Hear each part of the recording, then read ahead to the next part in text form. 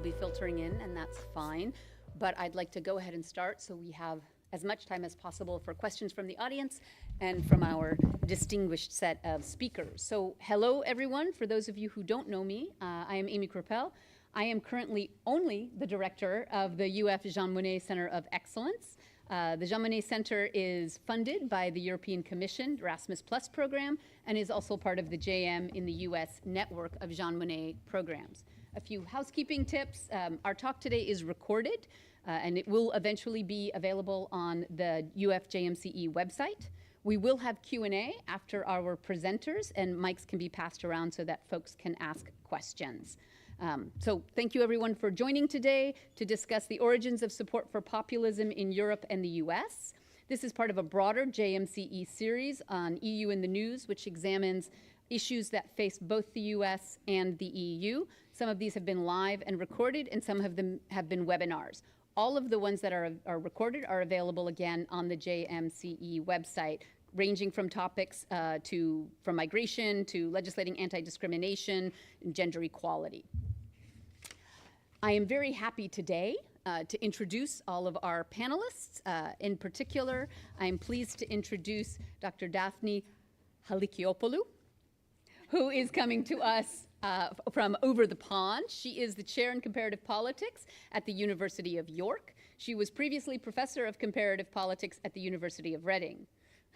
I have written her name here, but I'm just going to say her research is primarily on party politics and voting behavior with a focus on the far-right populism and nationalism in Europe.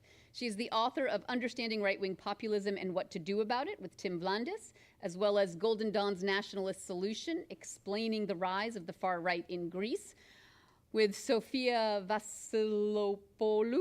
I haven't practiced hers. And numerous other articles on European far-right politics and far-right parties. Her research has appeared in any number of journals, just some of the most notable: the European Journal of Political Research, West European Politics, Journal of Common Market Studies, European Political Science Review, and many others. We also have as a panelist today one of our own, Professor David McDonald. David McDonald is much easier name, is an assistant professor at the University of Florida in the Department of Political Science. His research agenda is broadly in the area of American politics, public opinion, and political behavior, with a particular interest in the question of why ordinary people support the policy parties and candidates they do.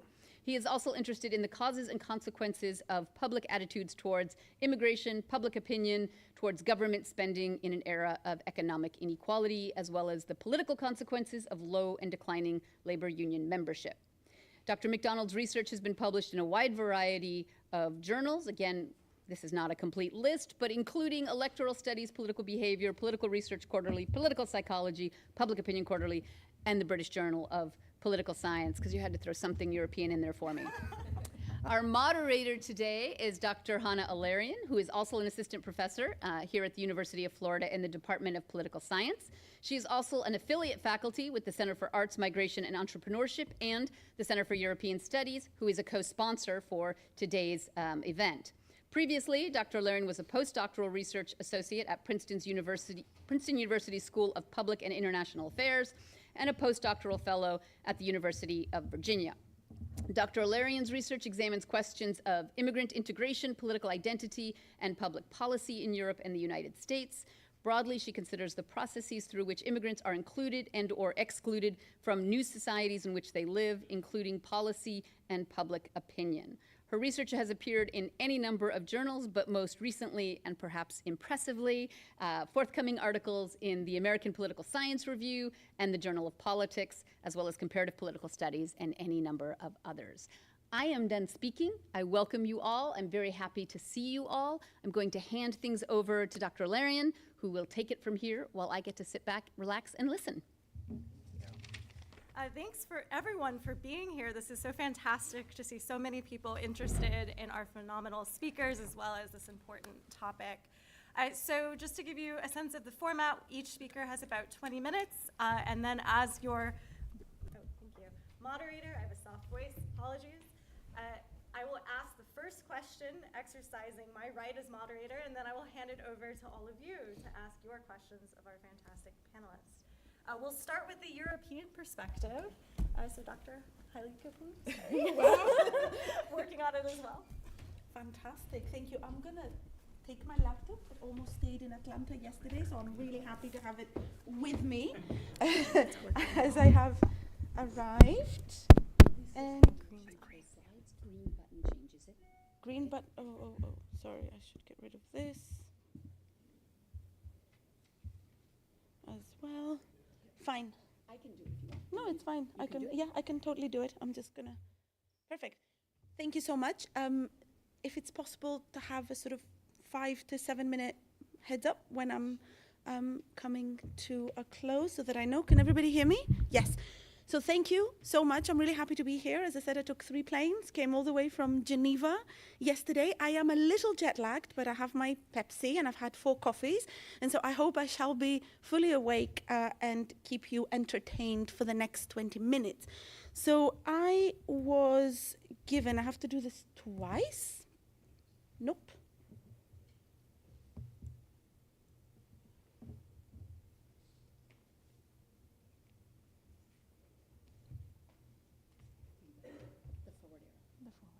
Fantastic.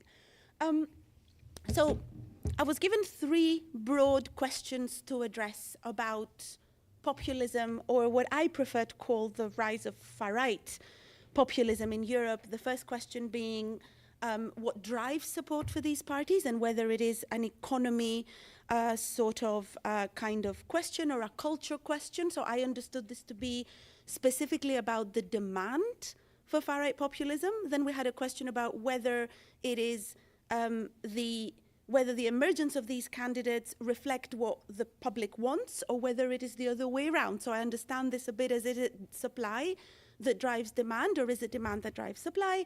And finally, a question about contagion. So is it really that what we're witnessing, is it a domino effect? Are we seeing some kind of contagion? And I understand this question, at least in the European context, to be about far-right populist party normalization, and I will talk a little bit about this in terms of the supply side. So what I will do for the rest of this presentation is address these 3 questions by doing the following things.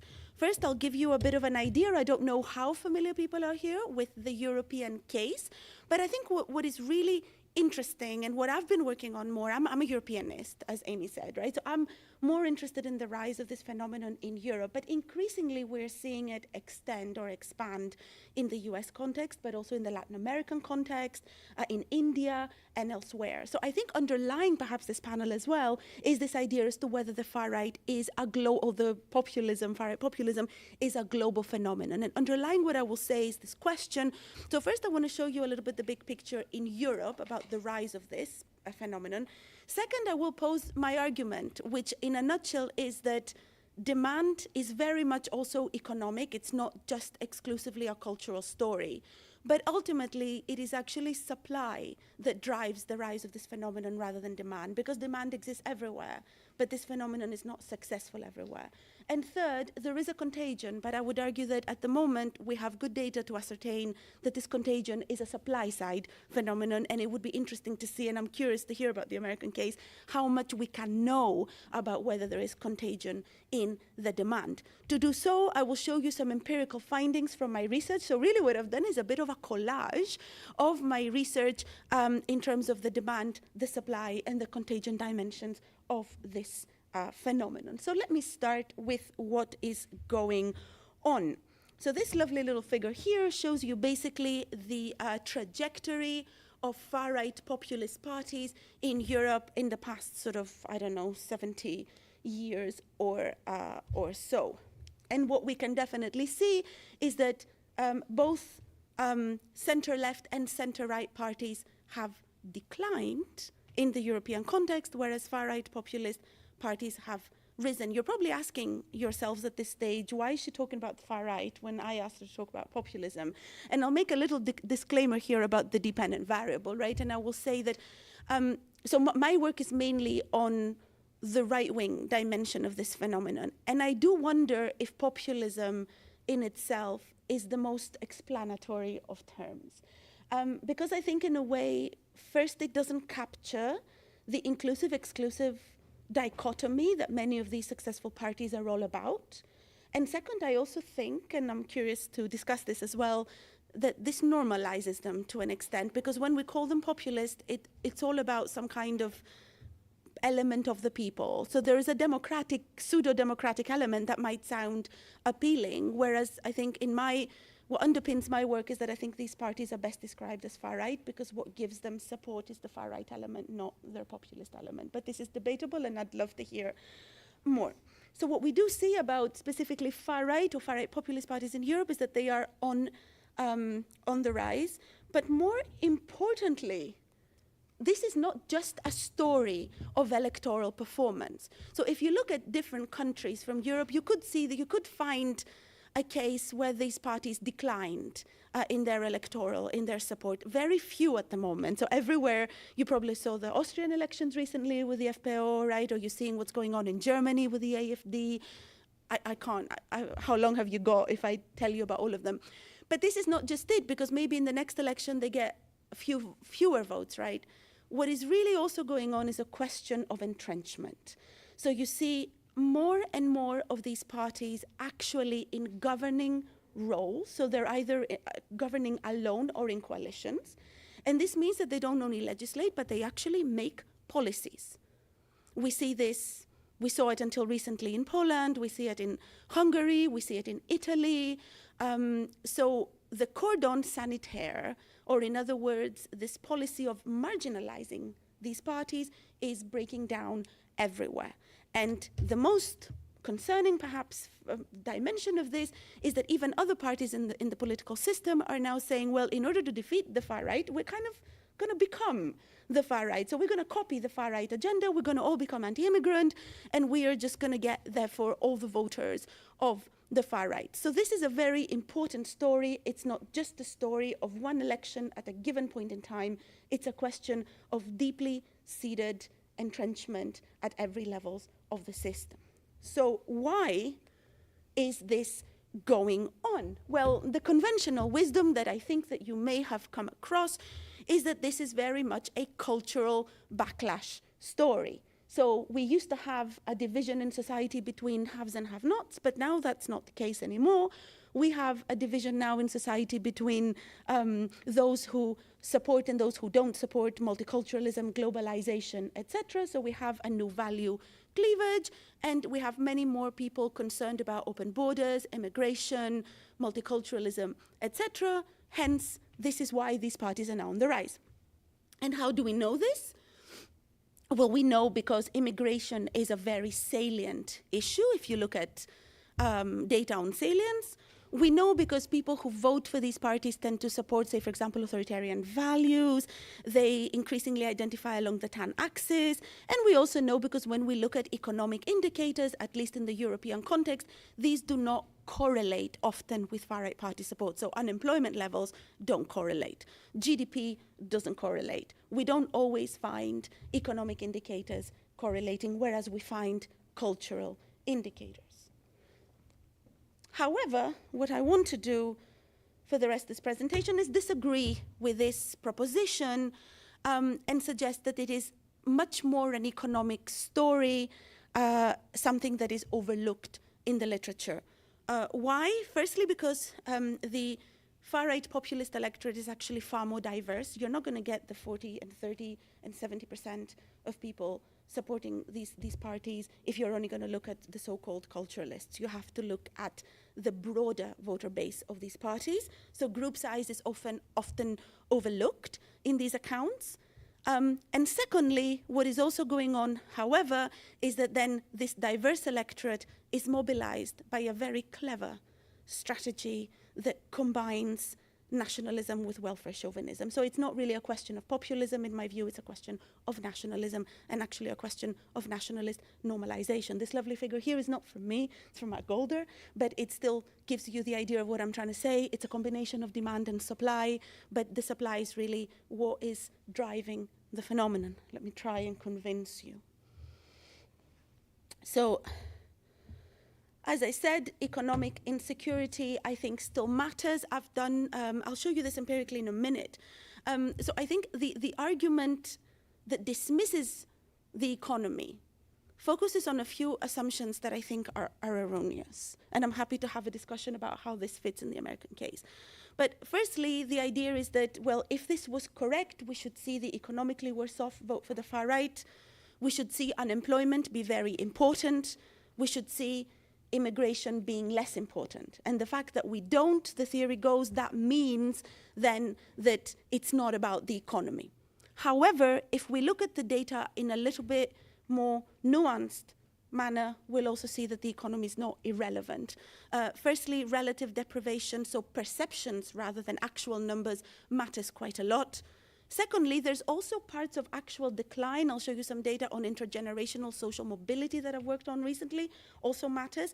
And something that's very overlooked is the fact that the anti-immigration attitudes are very, very much also motivated by economic factors, or rather questions of competition in the labor market. So what you're really getting with the far right is a coalition of voters with very different concerns, some of them being economic. Very, very quickly, I know I'm going to run out of time already.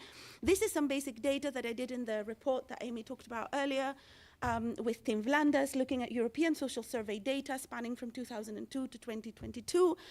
And essentially, just to be quick, what this data shows you is that the far-right voter profile is extremely diverse. Here you see some of the socio-demographics, mixed picture, gender matters, all sorts of different ages actually matter. This is across 17 European countries, I should say. So if you look at, I have data for the countries individually, you see huge variation, right? So older people in Hungary, younger people in Slovenia, middle-aged people in France, younger people in Germany. So you have very, very mixed numbers. But what you see that actually always correlates is immigration concerns. And what the ESS does that is really, really useful is that it distinguishes between cultural concerns over immigration, i.e. are you worried that immigrants erode your country's national culture, versus economic concerns over immigration, i.e. are you worried that immigrants take away jobs, access to welfare, etc. And what we see from this data is that immigration always matters. It's a very important predictor, but both economic and cultural concerns over immigration matter. Now, however, so let's take the immigration thing in a little bit more, the immigration question in a little bit more detail. Immigration matters, but it is multi-dimensional. So in order to ascertain in what ways it matters and whether it's also an economic story, I think we need to go beyond statistical significance. It's not just about how likely is a person with certain characteristics to vote for the far right, but it's about how much of the electorate do they take, what part of the electorate do they constitute? It's a compositional question. So to give you an example, this looks at the composition, the distribution of immigration concerns among the far right, specifically electorates of 17 European countries, distinguishing between those who have cultural concerns over immigration, those who have economic concerns over immigration, those who have no concerns over immigration, and those who have both economic and cultural. This picture tells you two important things. First, there is huge variation across the different countries, right? So if you look, I can't even see, I can probably see it better there. If you look at Latvia, the majority of the far-right electorate in Latvia reports no immigration concerns at all.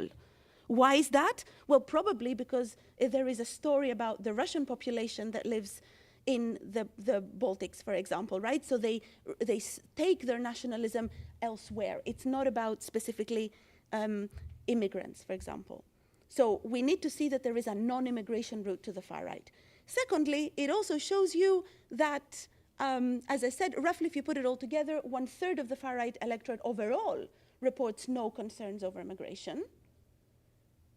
And the far-right parties that are successful, I don't know how familiar you are with the countries that have successful far-right parties, but look, for example, at countries like France or Germany, they have to have both.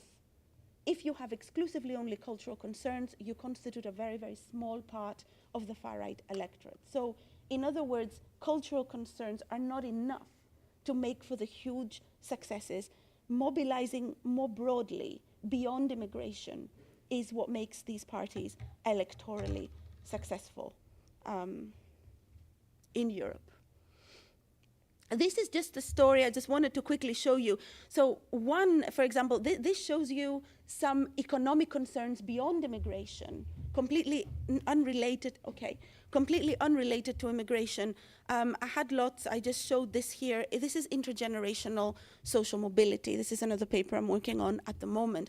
What it shows you quite strongly is that people across Europe, this is also across Western Europe in particular, who experience intergenerational social mobility, in other words, whose parents were on a high class and they have now fallen in a low class, they are extremely likely to vote for the far right. But they constitute a small percentage also of the population. So there are different groups of people with various different types of concerns that constitute the far right electorate more broadly. I can talk more about that later. So we distinguish between peripheral far-right voters and core far-right voters. The core are those who have cultural concerns, they're nationalists, they are hardcore, but they are very few. The peripheral are the coalitions that make these parties successful. They are many, they are disloyal to the far right, and they're easy to move, they are switchable. And they constitute much larger part of the far right electorate. For the far right to weaken, this coalition must be broken, right? Now, however, having said all that, therefore, if voters are volatile and if voters can switch, that tells us that it's not exclusively a demand side story. There are many, many cases where they have discontent people, right? In a way, this is not very falsifiable, what I just said. There's lots of people with different concerns and they vote for the far right at some point. Why, right? Because the supply caters for them. So I think that demand is favorable, but demand won't materialize into far-right party support unless you have a convincing supply. What is that convincing supply? Nationalist, I call it nationalist normalization. So this little figure here, I've used Marpor data from the Comparative Manifesto project to do a lot of research on the ways in which these parties talk about and frame particular issues in their programmatic agendas. What we see, this is a very simple graph, shows you that nationalism has gone way right up in how these parties talk in the party system, right? And this new winning formula, I argue, has two specific characteristics. First, they frame exclusion in civic terms, in simple English. Nobody's going to come out and tell you, I would like to annihilate an entire population because they're ethnically different, because that does not sell, right? So they tell you, we exclude people who are ideologically different to us and who don't espouse our liberal democratic values. And this is very, very much the case in Western Europe. So look at France, for example, look at the Rassemblement National, a cultural story framing immigration as a threat, as a crime threat, a crime to liberal democracy, right, in a way that is more palatable because it doesn't carry the stigma of racism. And it also has very visibly, and this is something that I think is super different to the US, and I'm really curious to hear what you're going to say about this, it is increasingly very much about welfare chauvinism. So a lot of welfare state, big welfare state, but only for our people and only to maintain our nation. So policies that will make us have more children, that will support our country, right? So nationalism and welfare state. Very quickly, here from Marpor data, we looked, for example, and here we made interesting distinctions between Western Europe and Eastern Europe. As I said earlier, I'm trying to ascertain if the far right's a global phenomenon, but I can't even find similarities between East and Western Europe, so it's a difficult task.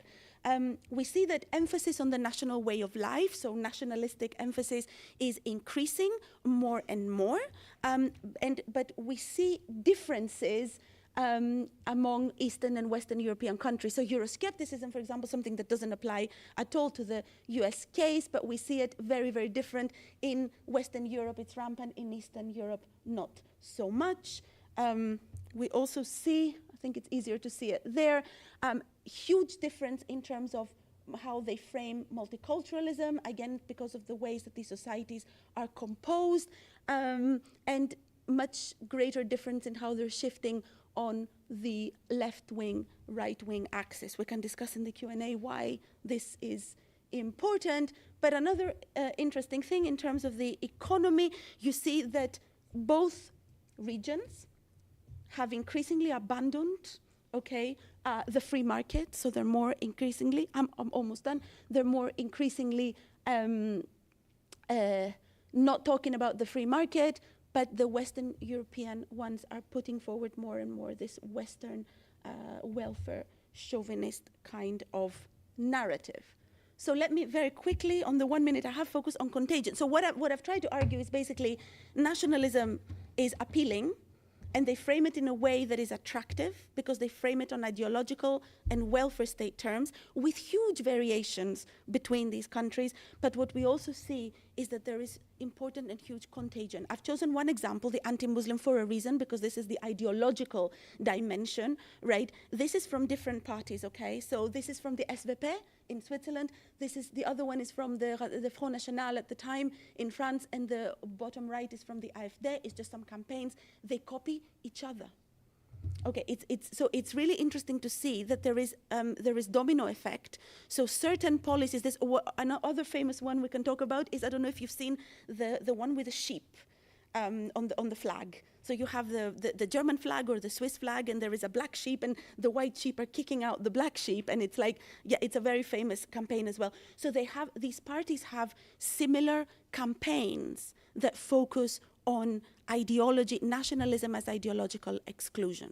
Now, what would be very interesting, so there's definitely contagion. It's more like we copy what we think the successful policy is. What I don't have data, and would be super interesting to know, and this is me, I'm done, is whether this is a demand side story as well. So is there contagion? If they are normalized on the supply, are they also normalized on the demand? So very quickly, just to conclude, what I've tried to argue is that on the demand side, the economy matters much more than a lot of the theories are suggesting.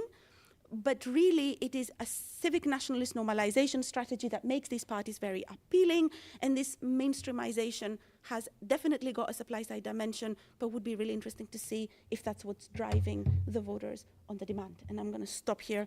Thank you so much.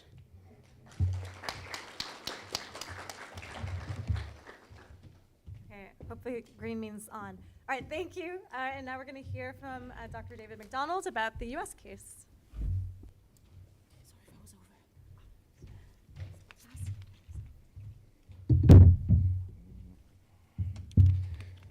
All right, looks like I can see it here. So I want to thank you all for being here and listening to us talk about, I think, an important concept and idea. And I want to thank Dr. Krappel for organizing this and for asking me to participate as well. I came from much closer, all just over in Anderson Hall, so it's a big inconvenient thing for me to be here. But again, I certainly appreciate your time. And I'm going to talk about the U.S. case. So as I've heard jokingly from comparative political scientists or who study comparative politics, American politics is just a case study, but I still think it's a big, important case and worth examining to see if this phenomenon is similar to Europe and Latin America and elsewhere. It looks like it's just. Oh, with the arrow. Okay.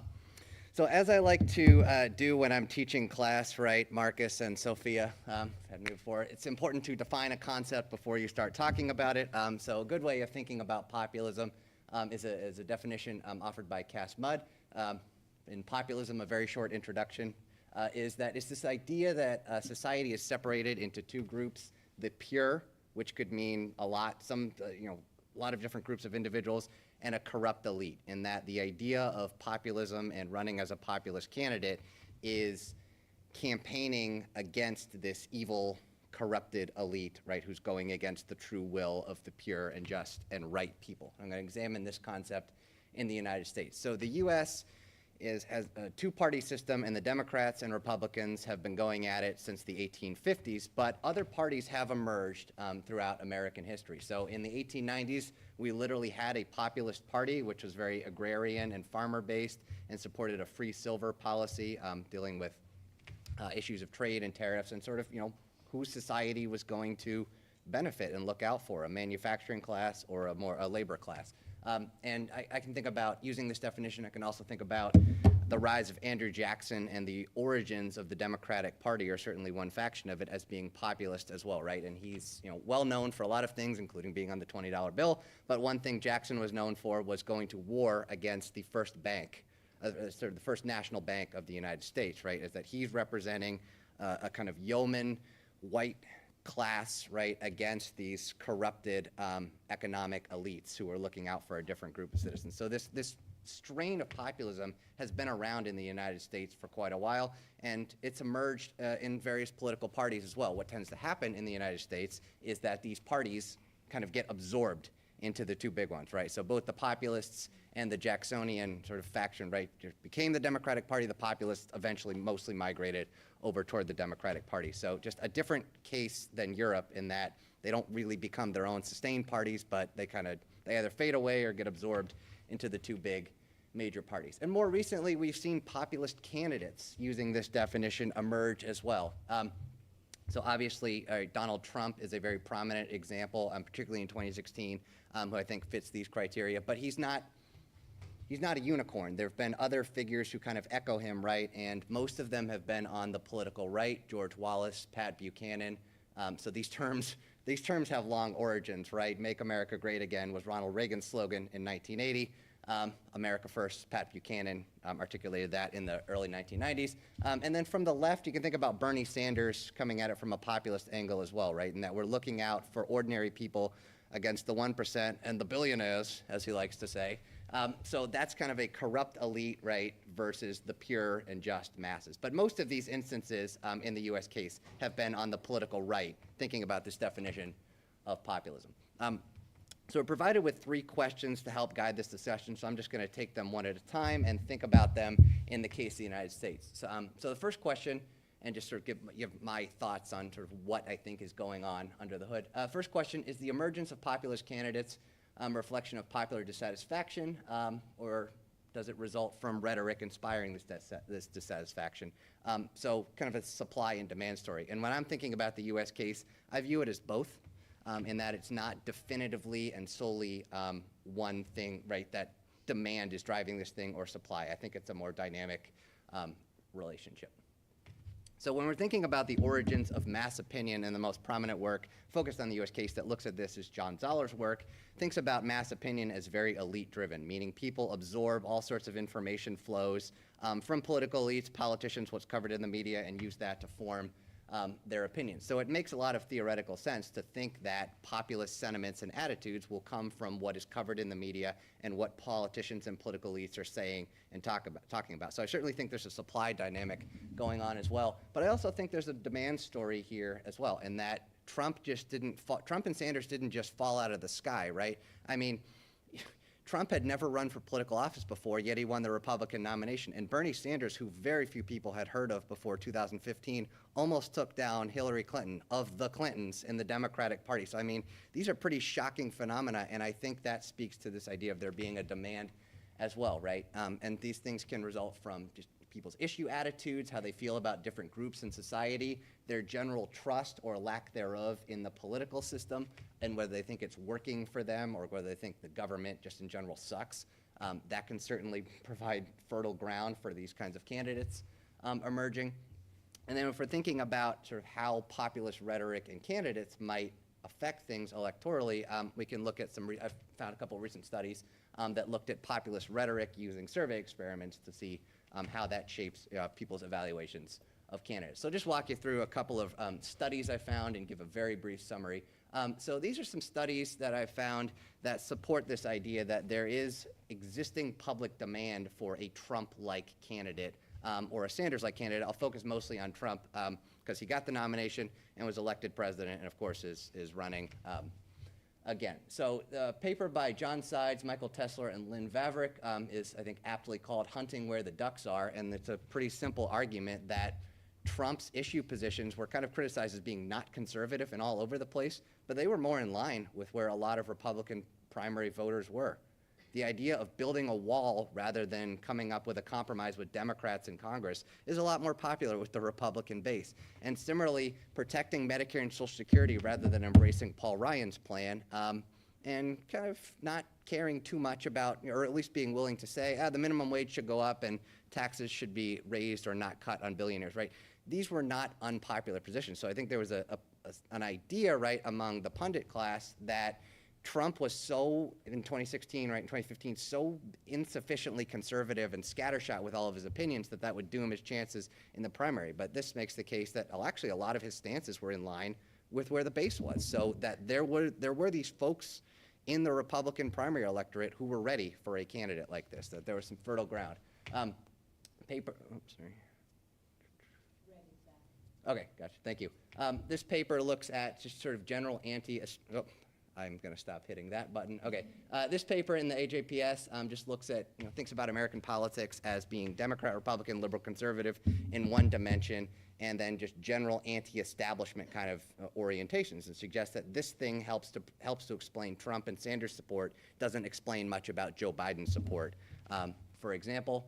And a couple other papers reinforce this as well, so that there were a group of, and political trust is pretty low in the mass public and has been since the 1960s, that these folks were ready for a Trump or a Sanders candidate in 2019, or in 2016, sorry. And then this paper up here in the far right, top right corner, Activating Animus, uses panel data and shows that people who had really kind of hostile views toward sexual and racial and ethnic minorities in 2011 gravitated toward Trump by 2016, right? That these attitudes were already there and they weren't just caused by Trump. Like, they didn't just see Trump come on the scene, say, I like The Apprentice, and then adopt these views, right? Making the case that they already had these views and then a candidate came along who matched up with those positions.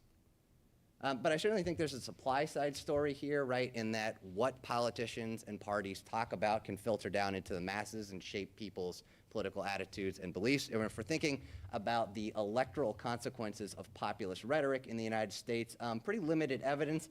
Two recent papers I found, one in political science research and methods and another in electoral studies, finds pretty limited evidence that just using survey experiments that simply using populist rhetoric boosts your electoral support. So this paper found that it wasn't significantly associated with candidate support in the hypothetical experiments. And this paper found that it kind of depends. So if you combine populist rhetoric, the corrupt elite versus the pure people, with right-wing issue positions, such as extreme opposition to immigration, for example, that can give you a little bit of an extra boost. But it's among these people who are ready to receive those messages that using populist rhetoric, in addition to ideological, right, and issue-based appeals, can give you a little bit of an electoral boost. But not a lot of evidence, I haven't seen evidence in the United States to suggest that simply using populist anti-establishment rhetoric is your ticket to the White House. Otherwise, RFK Jr., right, would be on his way to 1600 Pennsylvania Avenue. And just some book-length projects that have looked at this. One that I think is a good illustration of a demand side, right? I think mostly of a demand side. I'm kind of focused. This book written by Kathleen Kramer looks at this idea of rural consciousness, so kind of a spin on populism, but she spent years interviewing people in little diners and towns in rural Wisconsin, and what she came to find is that a lot of them possessed this, what we call rural consciousness, and just resentment toward Madison and Milwaukee and the big cities there, that these people are getting government attention and benefits, and we've kind of been forgotten and left behind. And that when someone came along like Scott Walker before Trump and kind of ran as a Tea Party conservative, and once he got into office, slashed a lot of government spending and went to war with organized labor, that there was a willing electorate ready to receive that. And then this book, looking in the European context by Larry Bartels, makes the case that right-wing populist parties get in office for a variety of reasons, including opposition to immigration, and then they end up really affecting mass politics by what they do when they're in office, including parties in Poland and Hungary, right, which I try to, and again, I'm really stretching my European knowledge here, right, but try to almost rewrite the rules so that they never lose. So I think, when I think about the U.S. case, I think it's both a demand and supply side story, but my view is that there was fertile ground to be tilled for a Trump or a Sanders-like candidate in recent years. And it's not just a bunch of people waiting to, it's not just people really have no real thoughts about politics and then they hear anti-establishment rhetoric and then they adopt those positions. I think there were ducks to be hunted, right, to use that claim. The second question is thinking about, and focusing on the US case, whether populist support at the individual level is more driven by cultural identity or economics. And my view of research that I've seen is that it seems to be more of a story of identity. This isn't to say that economics matters, doesn't matter at all. But if we're thinking about Trump's support in 2016, some of the media narratives is that it's these personally, individually, economically downtrodden and disaffected individuals who are voting for him, and it's this massive uprising in support of the predominantly white working class. And a lot of that, right, the evidence doesn't bear that out very strongly, but it also depends on how you define working class. If you define it as you don't have a 4-year college education, you could be pretty well off. If you define it as how much money you personally have in your pocket, then we're talking about different things, right? And the US is a country whose politics are very much structured by race, so there's also a component going on there as well. But my view of the evidence in the United States is that it's much more of an identity and a culture story than one of economics, and I'll articulate why I think that a bit more. So my view of the evidence, right, is that it's sort of, if we're thinking about Trump support, for example, is that big drivers of this are this feeling of status threat, right, and kind of an upending of traditional ways of doing things and group hierarchies in society, that there are certain groups and types of individuals who should be in power and should be on top, and certain groups who aren't. And things going on in society are upsetting the apple cart, right? For example, the Black Lives Matter movement is, that's not supposed to be, right? This is not the way society is supposed to go. Or very vocal feminists, right? Or a lot of immigrants from non-European countries coming in are changing the demographics of the country in a way that I don't really understand. Increasing acceptance of the LGBTQ+ community, right? So these kinds of things I view as a bigger driver of Trump's support, rather than you're personally economically downtrodden and now you're voting for a candidate who's going to fix those problems. That's not to say that issues regarding trade-related job losses and globalization aren't important, but the way I'm going to focus on economics is whether you are personally sort of a part of the have-nots, and whether that drives Trump support, and I just don't see a lot of evidence for that. But I also think that the real-world conditions, including tenuous and tumultuous and precarious economic conditions, were there. And my view is that Trump would have gained a lot less traction if this was a country with, that had taken an extreme protectionist stand, or if he's running against Bernie Sanders, right? You don't have a whole lot of room to sort of differentiate yourself on this issue. So I think economics can maybe matter in a different way, in that it makes some of this rhetoric, it makes it seem more valid, right? So economic inequality has been rising for a long time. The United States, right, has gained a lot of wealth from embracing globalization and free trade, including China's entry into the World Trade Organization in 2000, but there have been winners and losers from globalization. So these are real world things, and I think it makes Trump's rhetoric resonate, right? There has been a lot of rising inequality, so I think it makes Bernie Sanders' crusade against billionaires resonate.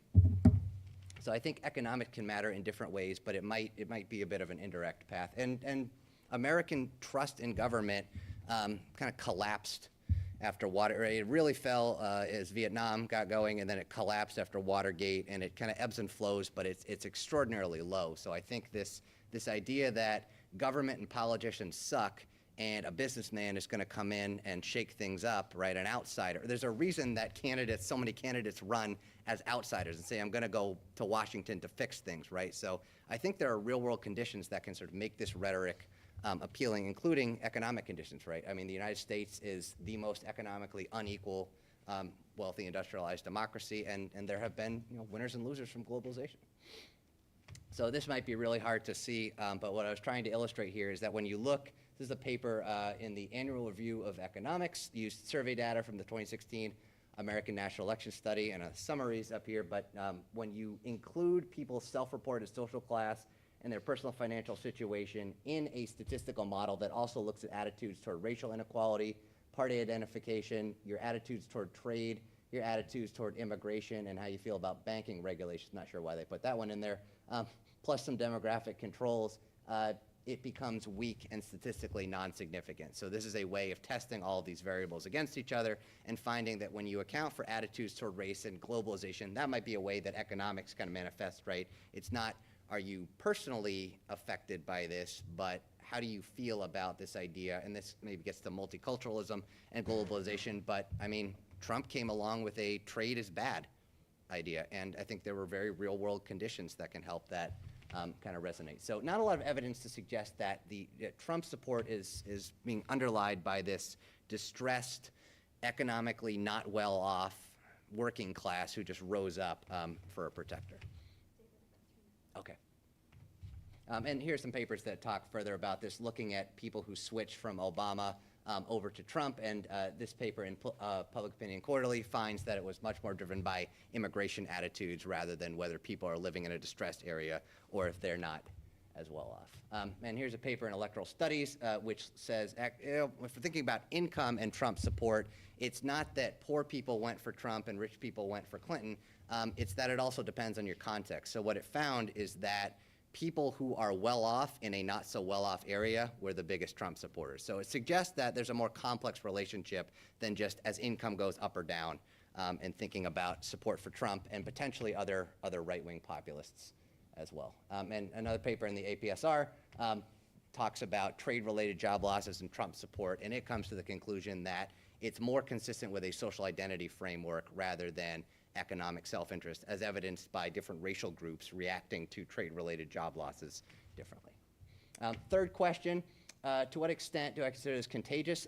So I'll think about this in the N of 1 context of the United States. And I think it can be contagious and work its way through the political system, but I also think it's conditioned by institutions, meaning the two-party structure of the United States.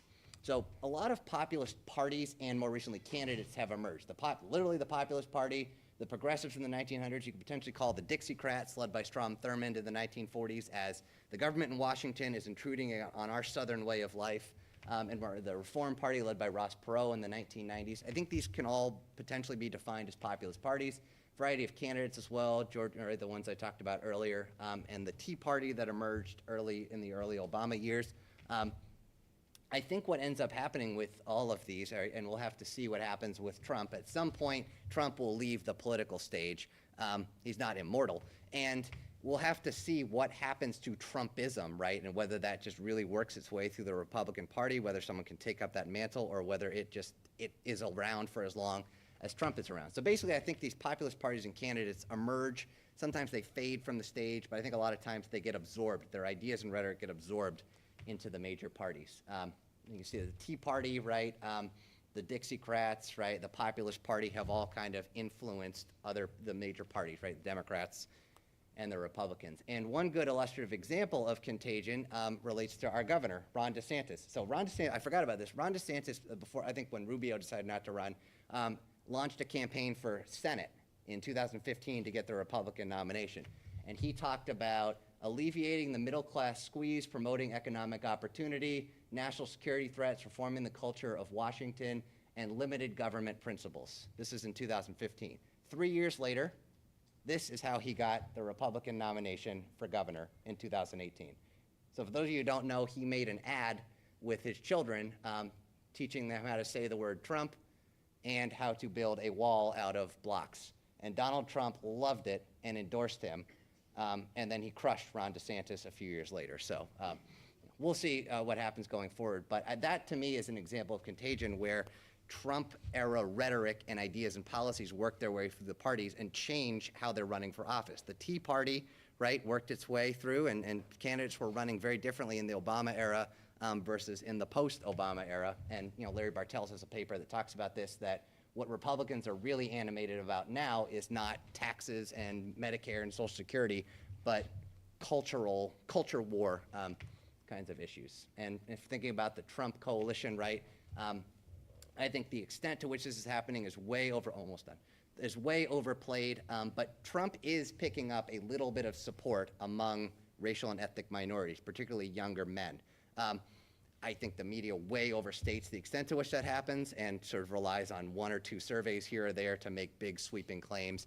But he's certainly not doing worse than previous Republican candidates. I think he's picking up some support there and probably losing support from suburban women. So I think the parties are trading voters. But we'll have to see kind of what happens going forward, right? Because this is a coalition and a party that is now very much animated by this idea that sort of the white Americans are a group competing for power and influence, and social hierarchies and ways of doing things and the way things should be is kind of in contention, and then how you reconcile that with increasing support from racial and ethnic minorities. And it could relate to this idea of just group hierarchies, right? Even if I'm not a part of the white majority, I'm still in favor of there being a certain order and way of doing things in society. So to conclude, when we're thinking about the U.S. case, the way I view it is that there's both a supply and demand story as well. There are real-world conditions that make this kind of rhetoric appealing. I think people absorb it and internalize it. But I think there is also demand for these kind of candidates as well. I think we see that most recently with Sanders and especially Trump. When I'm thinking about the U.S. case, it appears to manifest almost entirely on the ideological right. Occasionally, left-wing populists emerge.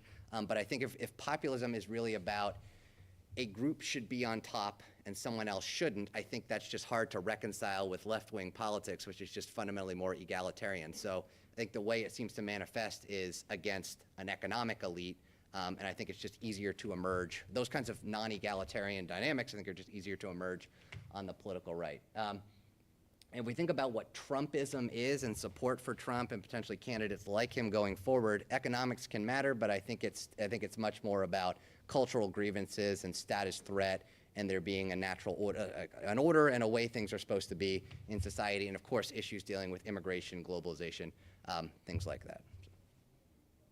that. The end.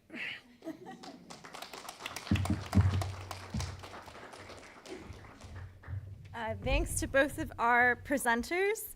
I'll ask, it's on. It needs to be read? This is. Oh, thank you. Thank you. Okay. I will just real briefly, what I can hear from both of our presenters is that I'm convinced supply and demand matter, and this is a nuanced story that specific cases really matter.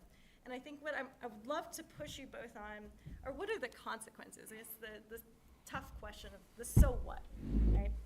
Because I could see an argument, and I've read arguments, that for some, this really matters because this is normalization, as you spoke about. This matters because when they win, it can normalize, and we don't want individuals who use rhetoric, or parties who use rhetoric of there is a valorized sum and the rest we don't care about in government or in parliament to begin with, if we're speaking more in the European case.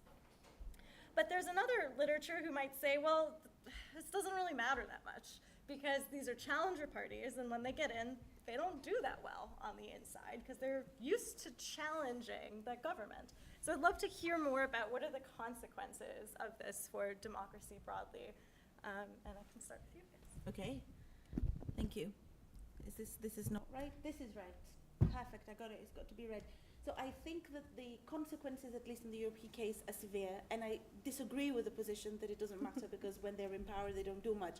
Actually, it matters, A, because they normalize hate speech, so what was unacceptable before is no longer unacceptable.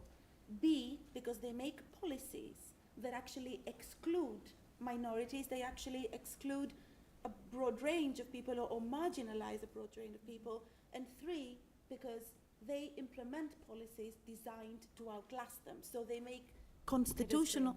It's green now. Oh. I was told red earlier. Okay, it's supposed to be green.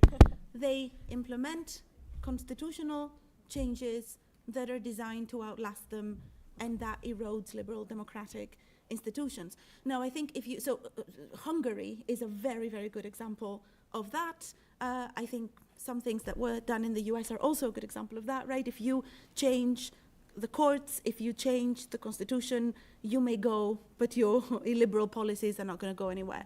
Now, the idea that if they get in government, they're going to weaken is not the case. One excellent example is the Austrian FPÖ. perhaps you're familiar with the Ibiza scandal a few years ago when the FPO was in government, and then they had this scandal. If you don't know about it, Google it and watch it. It's hilarious. And everyone thought, oh, now it's over for the FPO. It's over, the corruption and, poor government decisions. And now look at it, it's back again. So I think that not only the so what question matters, but I think that if we need to focus on these detrimental consequences, at least in Europe. In Trump, right? I mean, he matters in so many ways, and I think he also came along in a time that I think if you support Trump's policies and rhetoric, then it matters, I think, whether you support or oppose these things. But I think what supercharges, I think, some of Trump's worst impulses, right, and most illiberal and anti-democratic tendencies is the United States is in an era of extreme partisan polarization, right, where and a Republican Party, right, that in order to keep your seat, right, particularly in the House, the lower chamber of the legislature, your biggest contest for a lot of these individuals is going to be in the primary. So there was a reason that despite a lot more Republicans, based on a lot of reports I've seen in the news media, being outraged by what happened on January 6th, they ultimately voted to not impeach him, and they voted to oppose certifying the election. I think a non-trivial number of those individuals probably would have voted differently if they didn't fear Trump's reprisal or his base, right, opposing them from the right in a future primary. And if we think about Trump's two impeachments, right, particularly the second one for January 6th, Republican senators were simply loath mostly to cross party lines and oppose him, right? So the parties are ideologically divided, and I think that can supercharge some of these things, right, and say that you don't want to hold a member of your own party responsible. So we don't know what would have happened. You've also got a very strong conservative media ecosystem, right, that wasn't there in previous decades. We don't know what would have happened if Republicans had controlled the House of Representatives and the Senate in the 1970s, but Richard Nixon was persuaded to go by Barry Goldwater, who's just a tad conservative, and several other senators in the 1970s. Now, of course, Democrats had huge majorities, right, in the House, the big majorities in the House and Senate. So, but they needed Republican votes in order to impeach Nixon. So, had Watergate happened 30 years later, entirely unclear about whether that would have happened. So, I think increasing partisan polarization can supercharge some of this stuff and make it matter even more because your own party is far less, right, the ideological divisions and everything that goes along with that. I think your own party is far less responsible, far less likely to check some of these things, right? And some of the checks and balances built in, the Madisonian checks and balances built into the U.S. system are not working quite as well when you add partisan polarization into it. So I think it matters on its own, but if there were 20 Republican senators who were willing to slap down Trump, right, when he was in the White House, or if he's in the White House again, he wouldn't pull a lot of the stuff that he did. But that check is not there in the way I think that Madison would have viewed it as being there. Okay, it's green. All right. So now I'm convinced again, it matters, especially for democracy. But what I'm really curious about personally is institutionally, what do we do? And this is probably a question that's on the minds of our audience as well, of what do we do? And in Europe, we see cordons sanitaires, we see promises to not work with these parties. Love to hear more about the US case as well. But at some point, does this also become anti-democratic? And what institutionally can we do to prevent these negative downstream outcomes as we've identified them?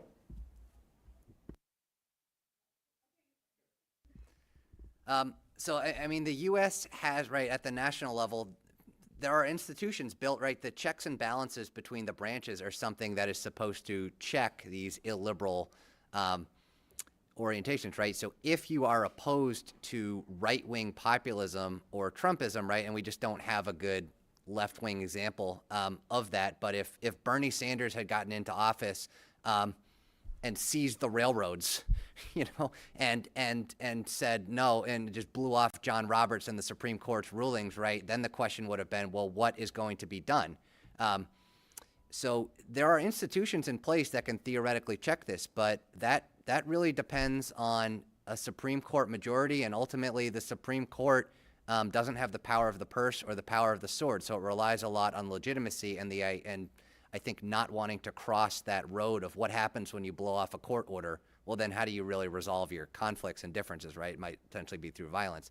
If we're thinking about Congress as checking potentially illiberal and undemocratic things that populists might do, and I think Trump is just the case right now, what he threatens to do or what his administration might attempt to do, Congress is designed to kind of work in a supermajority fashion in order to truly hold a politician accountable. So a majority of the House and 2/3 of the Senate would need to impeach, or they'd have to make really sort of powerful claims about, powerful, strong positions on withholding federal funds for a variety of issues. There's also the public potentially checking them through elections, right? So, I mean, that's kind of the media covering certain things in a particular way. So there's lots of checks out there. I think it's just these things need to be exercised, and I think that's harder in an era of partisan polarization and a really strong, particularly on the right, conservative media ecosystem, where just the information you hear is just very different than what you would have heard in the 60s, 70s, and maybe into the 80s, right, with 3 channels and a few major newspapers, and that's kind of it.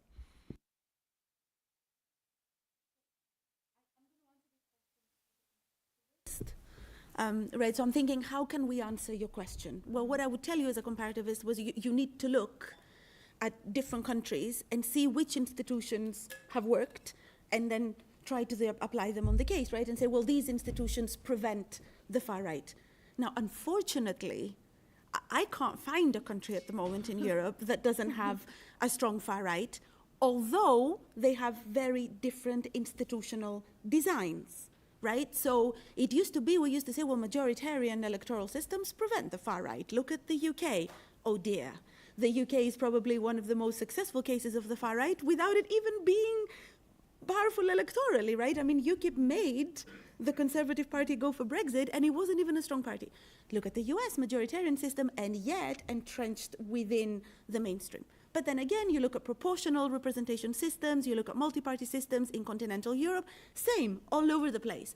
Presidential versus parliamentary, again, all over the place. So sadly, what we see is very, very different institutional designs, but also very, very different historical trajectories. They don't seem to matter. You get the far right everywhere. So I'm not certain that the answer lies in the institutional setup, right? Of course, it's important because you would have thought that countries that have very, very developed democratic institutions will withstand, right? So if I tell you Hungary has the far right, you'll say, well, maybe the institutions are weak. But the fact that Britain and the US are in danger, this is a problem because they are designed particularly in order to prevent this institutional erosion to take place. So I wonder whether the answer is actually in the institutional setup or if it is somewhere else, right? Maybe it is in long-term, maybe we need to look at long-term structural issues that perhaps perpetuate this. Maybe we need to look at the education system, and maybe look, one factor that correlates always is often education. Perhaps there is something that we can do in the education system that will prevent this long run. But I think we need to do something beyond institutions because they don't seem to be the solution. Great, well, I'm going to turn it now to the audience as promised. And we have 2 wonderful people with microphones in the back. One wonderful person with microphone in the back. So if you have a question, please raise your hand and they will come to you. And please introduce yourself as well. Hi, thanks a lot for your brilliant presentations. My name is Pepe. I am the 4th-year PhD student at the Department of Political Science here. My question would be about the first presentation. It's about the conceptualization of far-right and populism. So you seem to be using the terms quite interchangeably here. So I was wondering whether every far-right candidate or parties are populist or not. Because you seem to be suggesting that it's always the far-right populist parties. Are they mutually exclusive? Do they go together? Can there be a far-right candidate that is not populist? So that's my first question. My second question would be to think comparatively between the right-wing populist candidates or parties and the left-wing populist candidates parties, and how, with the institutional, framework, can we tame them? For example, Podemos in Spain, right? That it's a left-wing populist party that got, that their radical tones or rhetorics have, as to my understanding, lessened a bit once it joined, say, with the PSOE government. Will we see something similar when it comes to the right-wing counterparts? So those are my two questions. Shall I reply? Thank you so much for these really good questions. So, okay, so to answer your first question, very short answer is no, they are not the same. And yes, it's possible to see different combinations. So to elaborate on that, populism and far right, if you like, both draw on a dichotomy, right? So populism is the dichotomy between the pure people versus the corrupt elite, whereas the far right can take that on, but it also has to have another dichotomy, the nationalism dichotomy, so the in-group versus the out-group. It is true that I have been using this interchangeably, but as I said earlier, I think I have been because many talks are framed in terms of populism. I don't necessarily think it is useful to analytically, so to take a step back, a descriptor of a particular party or leader or group is not necessarily the reason why this group is rising. Right, so we can call a party populist, but that doesn't mean that's why it's getting the votes. I was very interested in what David was showing in the beginning, where you wanted to show how these populist leaders in the US, but then every example you had was actually about nationalism, make America great again, right? Take back control. So these are in fact nationalist examples, right? Which is why I think the term far right is very poignant, because it's all about this distinction between the in-group and the out-group. I'm a member of the Populist. I don't know if you're familiar with it. It's a database that I've worked on with Kasmude, Matthijs Reduin, and others, where we have tried to categorize far right, far left, populist, non-populist, and Eurosceptic, non-Eurosceptic parties. And we have identified a series of borderline cases where essentially we argue that it is possible to be far right, for example, and not populist. An example is the Golden Dawn in Greece. And that would be, the people are divided there, but theoretically the reason would be that if you're extreme, you don't have a populist narrative, right? So theoretically it's possible, but it's debatable. Empirically, I think what matters is the in-group, out-group dichotomy. Analytically. Now, your second question, will they tame? I mean, I think, as I kind of said to Hannah earlier, I'm not convinced that they will. Partly because we are seeing a story of polarization, like David said, and I agree. So I think these parties, if anything, are emboldened, at least on the far right side, because it's a momentum, right? They are being elected and they are in government and there is a momentum in their favor. So I'm not convinced that they are being tamed. I am very happy to be proven wrong. And I'm a political scientist. I don't tell the future. I analyze what is. So from what is at the moment, they're emboldened. But hopefully, that's not going to continue. Thank you.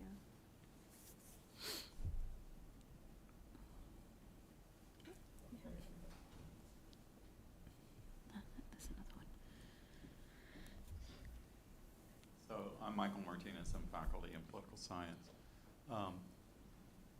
I'm going to ask both Daphne and David, but one of Daphne's empirical slides, you were showing that support is kind of across a lot of different demographic groups. But one difference I noticed that you didn't talk about much was on religion. Yes. Right, and so it was the religious people who were slightly more likely to go for the far right parties that you were identifying in Europe. And I wanted to ask both of you, in both the European and American context, how much of that matters? And it may matter for a variety of reasons, but one reason might be with the decline in religiosity in both Europe and the United States, in North America generally, that there's a status discontent among the religious. And so that status discontent is saying, like, take back what we had. So back in the United States, make America great again. And so I wondered if you could, and David, if you could comment on, because I think you made a good point about, like, there were people on the left, right, represented by Bernie Sanders. So it may be that it's on the right, the religious go to the right and the seculars go to the left on that. So. Yeah, I can take that first. So I think, I mean, a lot of people I think are puzzled, which is why evangelical Christians or deeply religious people would support Trump, whose behavior, right, is not biblical, right, in many ways. But to me, that's both a status. I mean, he's supporting the policy preferences, right, and sort of promoting the worldview, I think, of members of these groups and their leaders, right? So he has previously in the past said he is vocally pro-choice, and then someone who frankly I don't think personally cares about abortion. I think he could go either way, right? Was responsible for appointing the justices who overturned Roe v. Wade. And I think he grew up in was socialized in New York City, so I really don't think he's personally bothered by the LGBTQ plus community, right? But you're forming this kind of coalition, right, where Trump is getting their support, for example, in exchange for his administration or his rhetoric, right, advancing the policies of these groups. So I just think it has to do with if populism is really about this group good, those groups bad, I just don't think that meshes long term with the left, because that's fundamentally, it's an inegalitarian position. I just don't think that meshes very well with what political leftism is. I think where it does is railing against the economic elite, but that would really be for the purpose of trying to distribute wealth and power more evenly. Now, whether individual Democratic Party politicians do that is a whole separate issue, but I think it just naturally lends itself more to the right. So I don't think it's coincidental that it seems like in the European case, in Europe, that it emerges far more on the right than it does on the left. Mm-hmm. Yeah, that's really, this is a really interesting question. I have my report in front of me with the data, and actually, so what you noted is a phenomenon driven by Eastern Europe. So when we have the data divided between Western Europe and Eastern Europe, what we see is that in Eastern Europe, religiosity is highly correlated with far-right party support, but in Western Europe, it is the opposite. So the least religious you are, the more likely you are to vote for the far right. And so I think that has got a lot to do with historical trajectory, what constitutes, national identity. I mean, in Greece, Southern Europe, I should say, is also probably quite similar because religion is very, very linked, right, with the national identity, with right wing perhaps. So it seems to me that the US is more similar in this case to Eastern Europe, whereas if you look at what we did in the report is we did little people, and then we profiled them with what their characteristics would be. So if you look at a standard AfD supporter, extremely secular, actually. If you look at a standard Rassemblement National supporter, extremely secular. And even Marine Le Pen is all about this, this entire laïcité, and to be French, it's all about secularism, and we don't want any religious symbols. So religion is utilized very, very differently at the supply side by these different parties. And on the demand side, you get the correlation in the East and not in the West. So I think, I don't know if in the end that says a lot about my question of whether the far right is a global phenomenon, right? Either it means that there's a common umbrella and these parties are very different, or it may mean that this is just a totally different thing. Maybe Trump's not about the far right at all. That's, maybe it's a completely different voter base and a completely different set of political preferences because they're not the same phenomenon. We've got a couple questions.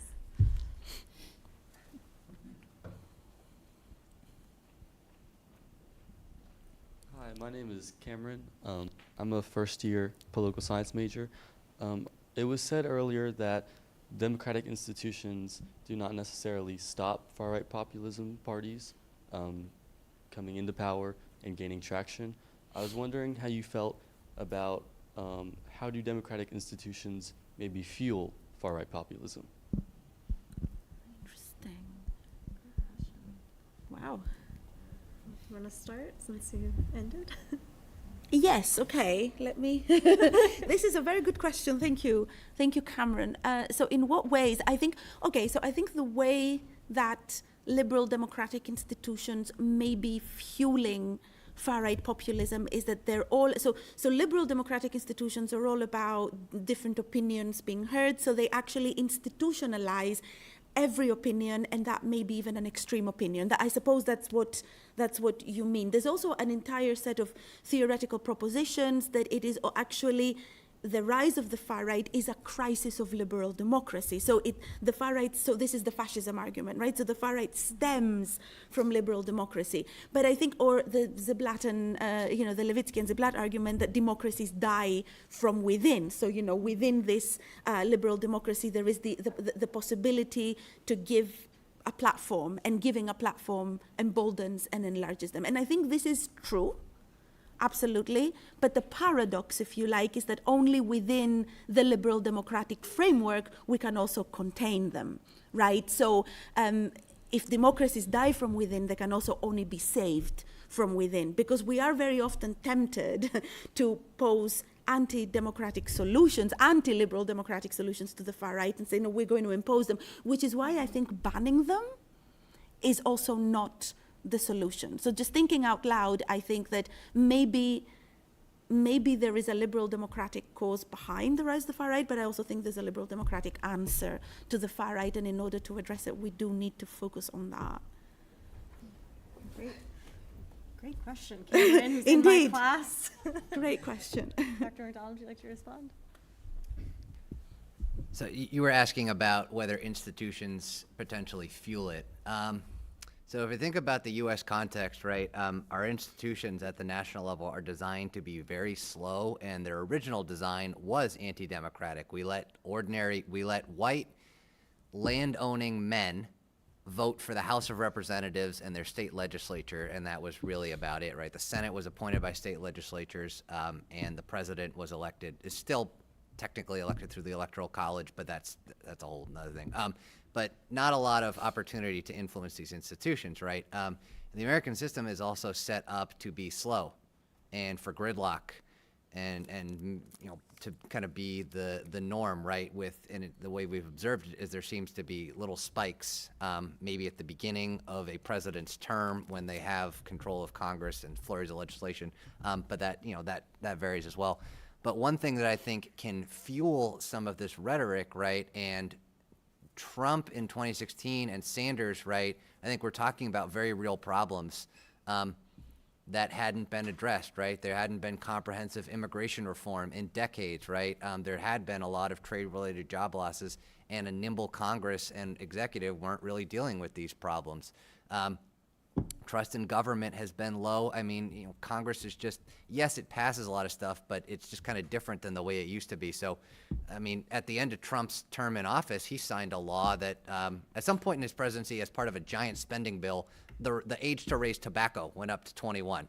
But it was just like a big spending bill. So it wasn't that Congress debated this like Jimmy Stewart, right, in, what's that movie?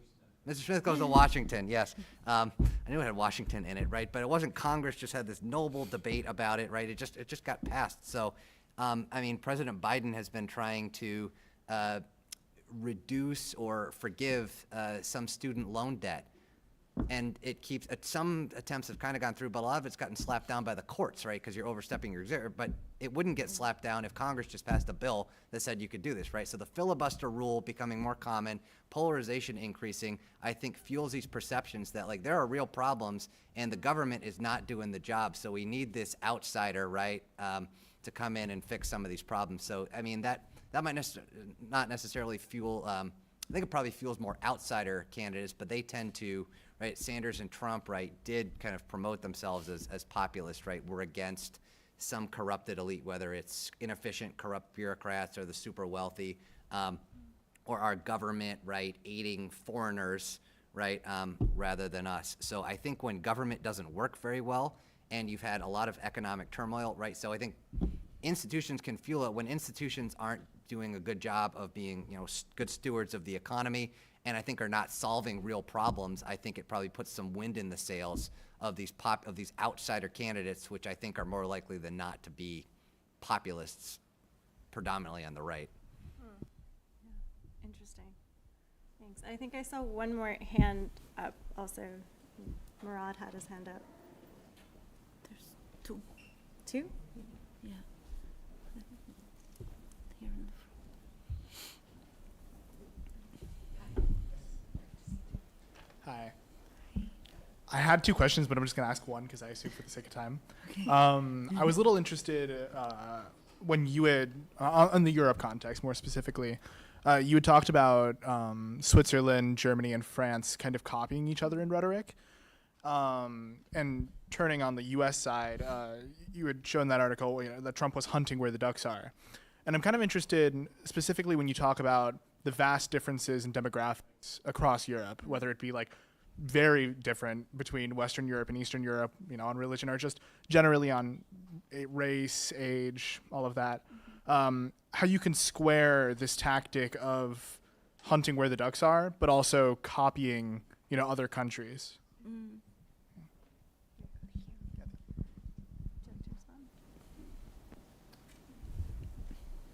Yeah, sorry, so you were talking about, could you kind of just sum up, rephrase the question? I kind of got lost there. It's more in the European context, maybe honestly, I but it's should. kind of just like how do you square hunting where the ducks are when Yeah. and also copying other countries when there's vastly different demographics that you have to target as a foreign country. Yeah. I mean, I think the strategy can be, so I think institutions will affect who you're appealing to, right? But assuming that voters have real attitudes on some set of issues, positioning yourself closer to where the voters are, right, I think is a good electoral strategy, right? In the U.S. context, that you're going to want to do that in the primary election in order to get the nomination, and then you run your general election campaign. So I think that's what Trump was able to do. I don't see any reason why that couldn't be replicated in different countries, right? I mean, if Bolsonaro in Brazil, right? Meloni, I don't know if would she in Italy be a populist?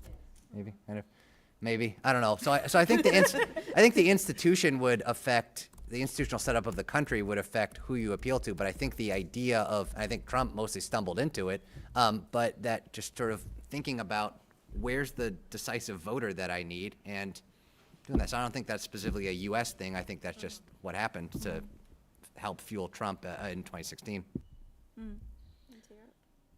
So I slightly disagree with this while I answer your question, right? So I don't think what these parties are doing are positioning themselves where the voters are. No, I think what I'm arguing is that these parties are shaping the demand. They are shaping a demand that did not necessarily go to them, precisely by putting forward this clever strategy that applies to all demographics. Okay, that's the thing. So what you see in, Western Europe could be a secular, younger voter in the rural areas. What you see in Eastern Europe is an older, perhaps person with more authoritarian attitudes. Whatever their discontent, these parties say, hey, I'm votable, I am legitimate, I cater for you. Right? What is your problem? Is there not good jobs in your area? No problem, I have the solution. I'll get rid of the immigrants. What is your concern? Oh, you're worried about the health services in your area. Don't worry, we'll just get rid of the immigrants. So they have an umbrella solution that applies to everyone, and that way they shape the demand that they want, right? So the question really, it kind of goes a bit back to Cameron's question as well, or to the question I got there about taming, right? So the question about how to get them, if we have this opinion that it's simply demand and that demand for them is rising, and therefore that's a bit, so there's nothing we can do. We have no agency. But I guess what we're saying is there is agency here, because if the supply matters, then taming them can matter. And the way to do that is not to capture the culturalists. They're gone. You got to break the coalitions of discontent, right? So you have to stop the peripheral voters, and that will make these parties weaker because it will break the strategy of catering for everyone. Great, thanks. I think we have time for one more question. Okay. Apologies. I am taking the right of, I guess, last question. I'm Corinne. I'm with the Center for European Studies and also a PhD student in political science. Apologies, Dr. McDonald. This is actually more for Daphne, about the EU.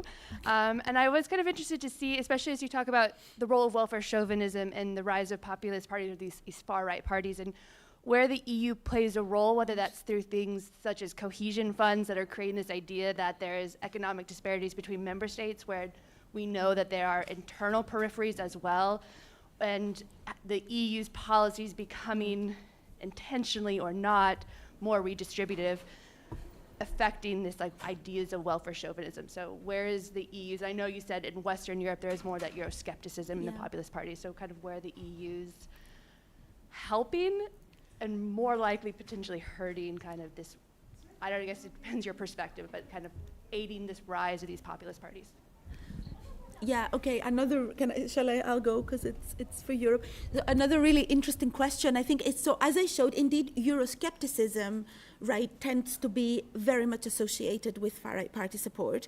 The data showed that Euroscepticism is much more important in the West and less in the East. I think that's for pragmatic reasons, right? So in the East, precisely, you see a lot of variation as well, but say countries like Poland, for example, that may be concerned about Russia or, different geopolitical concerns, they have different attitudes towards the EU. And also the EU is a scapegoat. So it's very easy. You have a two-layer government. So, of course, you see decline of trust in institutions, both your own country's institutions, but we have another layer. You also distrust the European Union because it's all the European Union's fault. One thing that is interesting is that after Brexit, these parties have become less Euro exit parties, right? Because now we're going to change from within. So I think, and actually Sofia Vassilopoulou, my colleague that we've co-authored a bit with, she focuses more on the European Union. She's done a lot of work on the variation that exists in the actual supply side Euroscepticism. So not all of them want EU exit. And while they scapegoated, in a way, it's also a paradox, right? They scapegoated, but they also want it because that's their scapegoat. So if you leave, if you're like the UK, then what do you do? There's no other scapegoat. So I think the EU is a very interesting, also super varied, like religion, like many other demographics, used very differently, but in effect a scapegoat. You also see a paradox in that if you look at data about how people feel about, Eurobarometer data, people tend to be super happy. The very identify as European, or they want to be in the EU, and then you see the rise of these parties. So actually, like immigration, like the European Union, there is a lot of difference in opinion, and it's about how you interpret it as well. I don't think it's the cause. David, did you want any last words on anything? No.